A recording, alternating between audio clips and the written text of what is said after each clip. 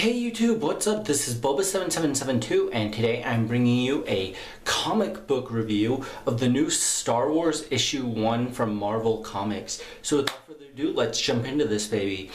Now I want to say that at my comic place they were like, oh, you can only get 3 variant covers, which is probably good because I would have blown all my money if I could have gotten more than 3. But I got the main cover, which it's in there because I'm doing stuff with it, like reading and trying to draw pictures out of it. But I do have these 2 awesome variant covers, and I'll show you them. So first of all, there is, kind of a callback to the classic Kenner Star Wars vintage action figure of Luke Skywalker. Really cool, I think. But as you can see, it's obviously like all actually drawn in. And I think that it just looks incredible. Absolutely love it. And then the one I wanted the absolute most, and thank God it wasn't one of the ones that were like $75, $90, something like that, because there were some that were like that. But the one with Jackson on the cover. And one of the reasons that I wanted this, other than it kind of being a callback to the old expanded universe, is I got a dog. Totally named him after that character and another Star Wars character. Like, I used their names to give my dog a first and a middle name. So there we go, Jackson the Rabbit. So very awesome character. So I'll just kind of explain to you the story and show you some of the pictures in this. So pretty much it starts off with your classic long time ago in a galaxy far, far away. And then the next 2 pages, Star Wars! Oh my gosh, it's cool.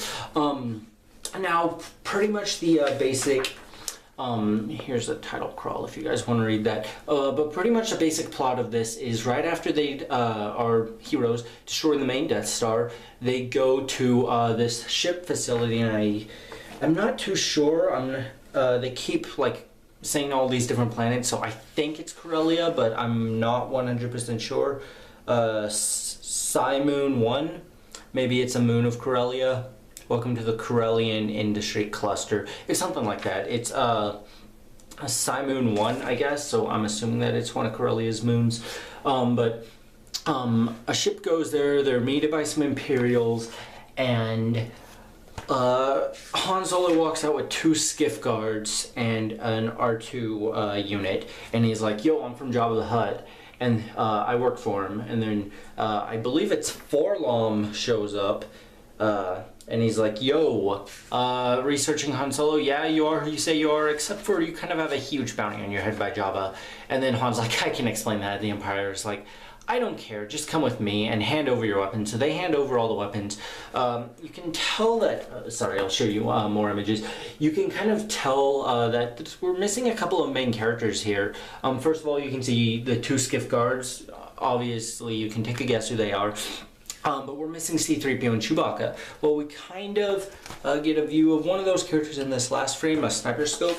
That would actually be Chewbacca, which is awesome. So, and then C-3PO is kind of piloting the Millennium Falcon, hiding it, whatnot.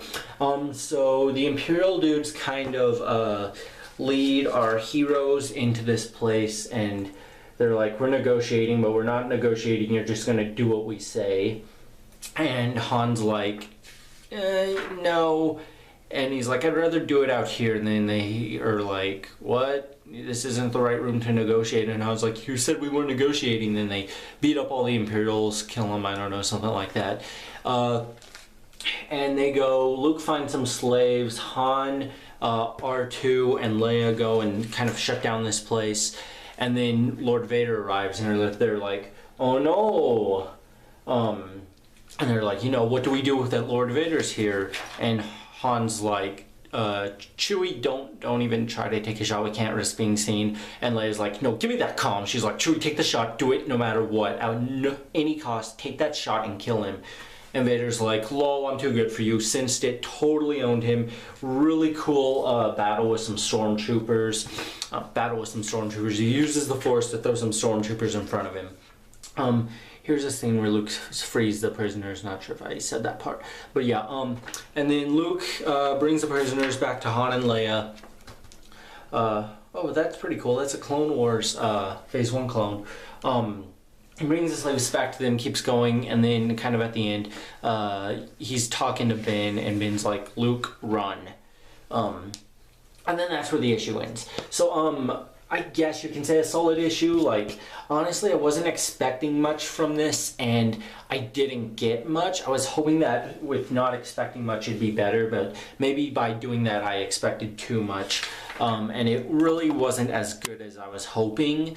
But I think that the reason for that is, I mean, we kind of know Luke, Han, and Leia's story. It just kind of builds up their characters. Like, there's this one part where Leia's like, why did you let them see your face? Now the entire Empire knows that Han Solo works for us. Why did you do that? You have to have a reason. And Han's like, not now, please. And it's like, well, it's obvious that the two like each other, and they showed it in the movies that they like each other. I would rather get story that we don't exactly know. Because, like, we know that Han and Leia like each other, and, you know, that's cool, but, I guess after episode 6, I really am not a big fan of anything they do in between the movies that involve characters who are in the movies. If they do that, they need to leave it up to the series, like, the Kanan series. Will say right now, I don't have too high hopes for the Princess Leia series, especially I'm not a fan of the art style, and I am kind of, half and half on the Darth Vader series. But this series, I'm, not really expecting anything too much. But, I'm hoping that it gets better. Oh yeah, this is probably my favorite page in it. And if you cannot tell, I am a huge Revan fan. Revan gets an awesome cameo in this comic. Check it out. Even though it's on an advertising page for sell us your Star Wars toys, and it totally has Darth Revan because he's worth $1 bajillion. But, Revan gets a cameo. Totally canon. Some more cool scenes from this. I mean, you guys have got to pick this up for yourself. It's $4.99. I got it at my local comic book store. You can go to Google and type in like comic shop locator, find it at one of those places. They'll also probably have it at the, around the time of me filming this, they'll probably have it at, oh yeah, by the way, all our main characters are getting into that. It's gonna be awesome next issue. You can check it at that. They also have it at places that, just generally carry comics. Like, we have a place called Hastings. I know that it's not everywhere in the U.S., but it's quite a bit of places that I've seen. So if you have a Hastings, you can totally check there because I saw it advertised and everything. And you might be tempted to spend $1 billion. Here's the last page, by the way, so kind of spoilers, even though I talked about it. You might be tempted to spend $1 bajillion on all the variant covers just because you like collecting. But as I said, kind of thank goodness that my comic book store limited me to 3 of them. Otherwise, I would have gotten like all 6, and it would have been $30 instead of $15, which is already crazy because this issue is like $5 a pop. And then if you really want to get some of the rare issues, it's like $75, $90 a pop. And those things are going to go up in price. It's going to take a while, but they're probably going to go up in price. Anyway, we see next issue, a preview for the cover. So it shows kind of Han and Chewie standing there, and then Darth Vader is above them on this rock thing. Han and Chewie are kind of hiding. We can see some stormtroopers, and I believe those are AT-ATs in the background. And then we get a kind of preview of the Darth Vader series. So the Darth Vader series does something that they never did in the old Legends, and I'll just kind of give you a preview. He actually steps foot on Tatooine, and I'm not sure how I feel about this. I hope that it's handled well, but I like the fact that he didn't go back to Tatooine because that kind of reminded him so much of Anakin Skywalker. Though I do get that this new canon is trying to push away the wimpy Anakin to get in the big baddie Darth Vader for some reason. No, honestly, I like Anakin still. But here's some preview pages for that.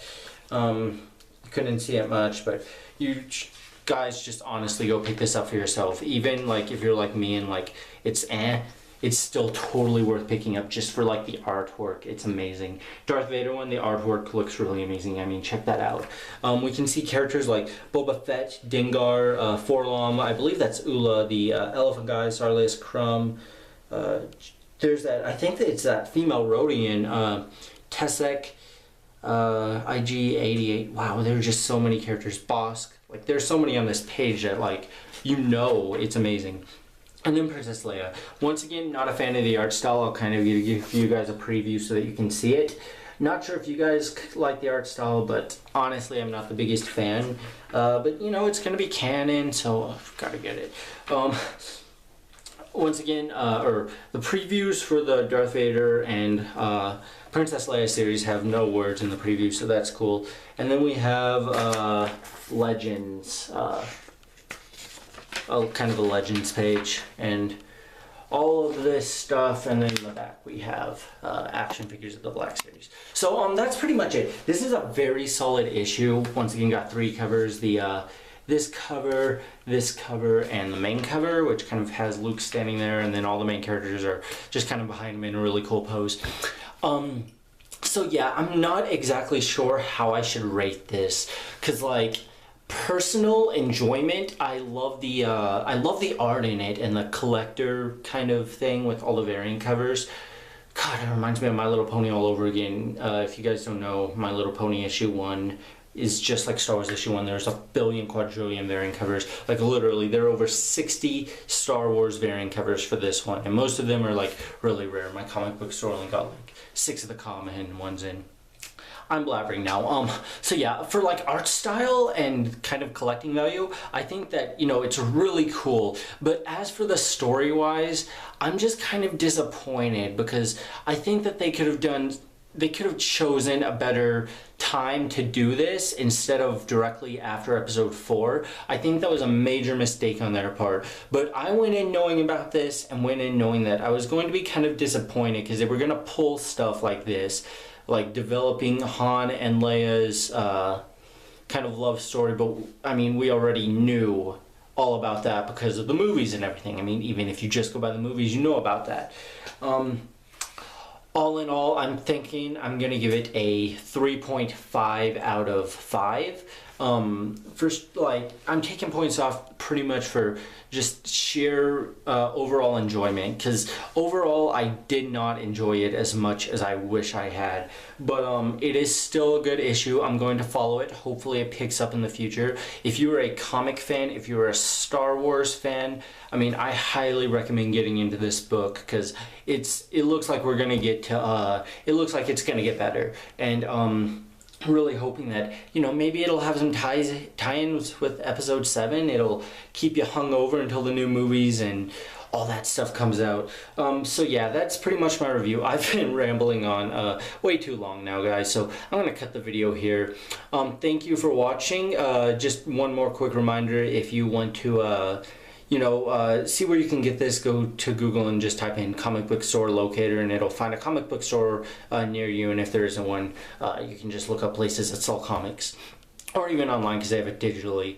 But that's pretty much it. Thank you for watching, and until next time, may the Force be with you.